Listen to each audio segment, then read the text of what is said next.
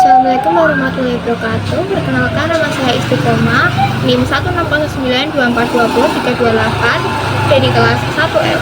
Di sini saya akan mempresentasikan tugas bahasa Indonesia yang berjudul Kedudukan Bahasa Indonesia sebagai Bahasa Nasional dan Bahasa Negara.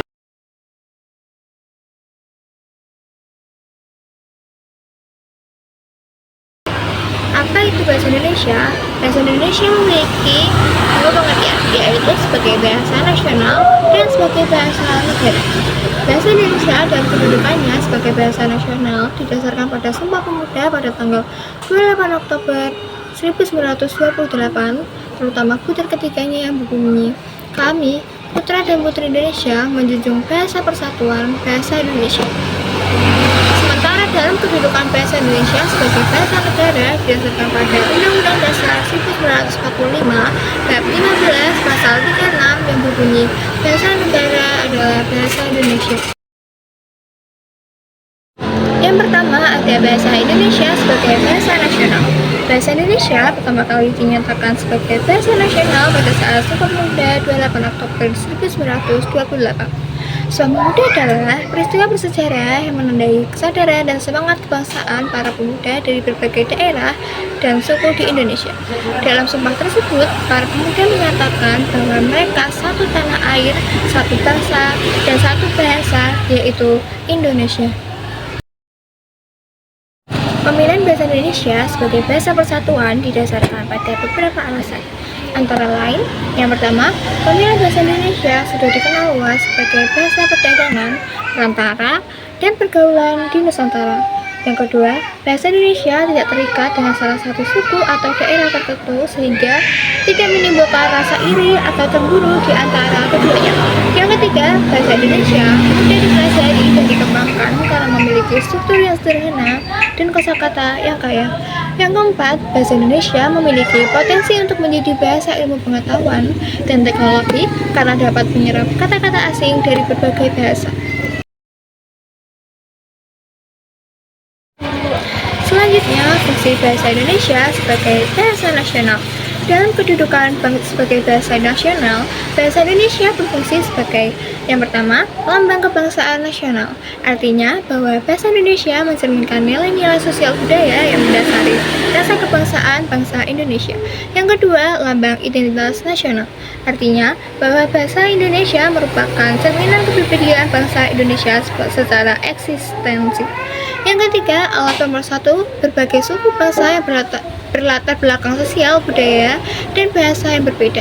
Yang keempat, sebagai alat hubungan antara daerah dan antara budaya. Artinya bahwa dengan adanya bahasa Indonesia dan penggunaan bahasa Indonesia, bangsa Indonesia mendahulukan kepentingan nasional ketimbang kepentingan daerah, suku, ataupun golongan.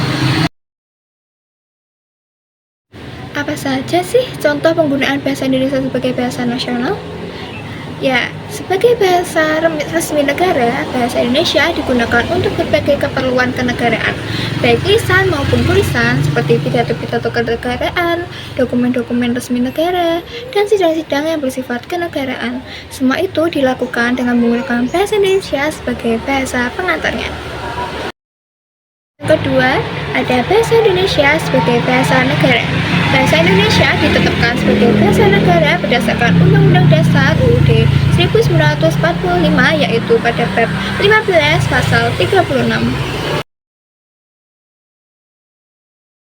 Selanjutnya, fungsi bahasa Indonesia sebagai bahasa negara. Bahasa Indonesia memiliki beberapa kedudukan dan fungsi, diantaranya yang pertama sebagai bahasa resmi negara. Bahasa Indonesia digunakan untuk berbagai keperluan kenegaraan, baik lisan maupun tulisan seperti pidato, dokumen-dokumen resmi negara. Yang kedua, sebagai bahasa pengantar resmi di lembaga pendidikan. Fungsinya ini, bahasa Indonesia digunakan sebagai sarana penyampaian ilmu pengetahuan kepada anak didik di bangku pendidikan dan tingkat taman kanak-kanak sampai dengan perguruan tinggi, baik negeri maupun swasta. Yang ketiga, sebagai bahasa resmi dalam perhubungan tingkat nasional.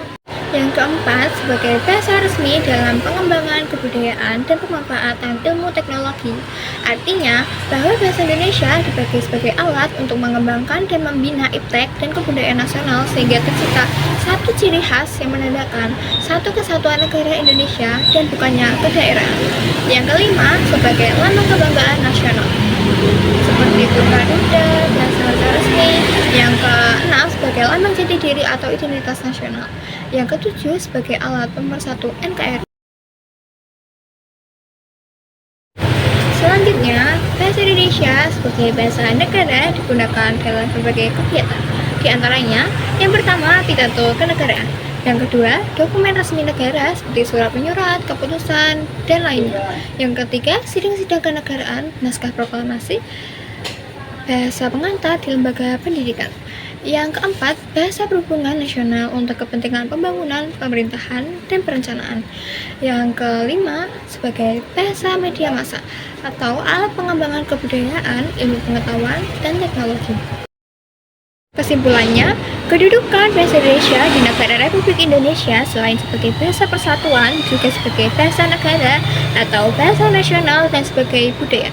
Kedudukan bahasa Indonesia sebagai bahasa persatuan maksudnya telah jelas karena fungsi bahasa Indonesia itu sebagai pemersatu suku bangsa yang beraneka ragam yang ada di Indonesia. Bahasa Indonesia telah mampu mengemban fungsinya sebagai sarana komunikasi modern dalam penyelenggaraan kepemerintahan, pendidikan, pengembangan ilmu, teknologi, dan seni. Komunikasi berhubungan pada berbagai kegiatan masyarakat telah memanfaatkan bahasa Indonesia di samping bahasa daerah sebagai wahana dan peranti untuk membangun kesepahaman dan persepsi yang memungkinkan terjadinya kelancaran pembangunan masyarakat di berbagai bidang. Terima kasih. Sekian presentasi dari saya. Wassalamualaikum warahmatullahi wabarakatuh.